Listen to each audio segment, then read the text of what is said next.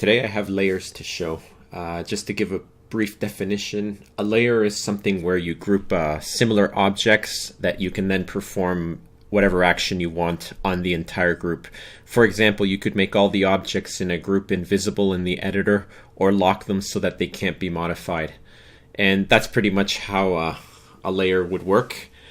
For example, if I wanted to make a layer invisible, you would go here and see these little eyes. You would just click on the eye and there, it gets grayed out, the eye closes, and any object that's in the layer will also become invisible. To make it visible again, you click on the eye again, and you can do that for any layer or all of them. Again, this is useful for the artist because when they're working, sometimes they have a lot of objects and they just, for example, say, I don't want to see the lights anymore. And then they would just click on the layer where all the lights are located, and then the objects would be invisible, and it's much easier for them to navigate through the scene. So that's why I've added this feature. Adding layers is also supported by the editor. You would click on this little icon right here, and it'll generate a new name every time, and it'll be unique. So you don't have to worry about selecting a unique name. The program does it for you. For example, if I delete the layer 3 right here, the program realizes that name is free, so it'll generate the name.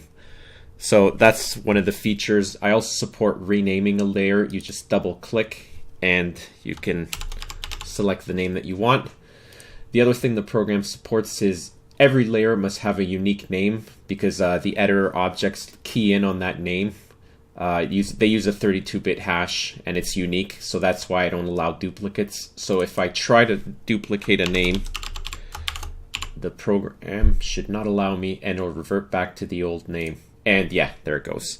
You can't, like I said, you can't select a name that's already owned by one of the other layers. You can also delete layers. You can just click. You can pretty much delete all the layers if you wish.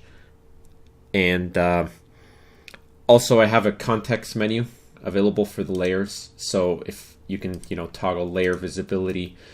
And sometimes you might want to insert a layer before another layer that you've created, so I support that. And again, it'll pick a unique name, or you can also do a layer after. And again, there's options for the members of the layer. You can select them, you can lock them, unlock them, make them invisible. Also, everything's supported for undo and redo, so if I wanted to go back to what I've done, that's also supported, so it records all your layer actions. So if I wanted to go back again, I can. What I originally wanted to do with layers was any scene object that was part of a layer would show up as a child of the layer in the editor. Unfortunately, I started thinking about that, and there were some problems. One of the cool things is I can just select the child editor object of the layer and then drag and drop between the layers. And I had that working, and I thought that was pretty cool. But then I wanted an editor object to be a member of multiple layers, and then it started getting confusing. For example, if I wanted to see, okay, what layers does this editor object belong to, it just started getting really messy. For example, what do I do if I drag an editor object in this layer to here, but that editor object already exists in the layer? I have to deal with all these little niggling little details.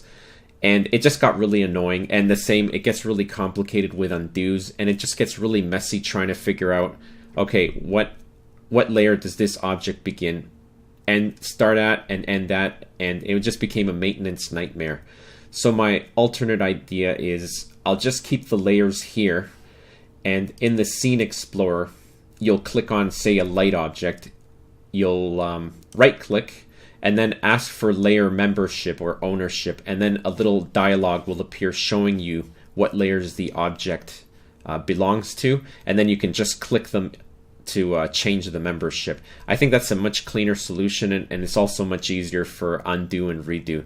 So that's what I'll be doing next. So pretty much the layers is done for the time being. The next thing to be working on will be the Scene Explorer, and then I'll patch in the layer membership in the Scene Explorer, and then the layer feature will be done once and for all. So that's pretty much what I have, and I'll post up another video when the next feature is done. Thanks.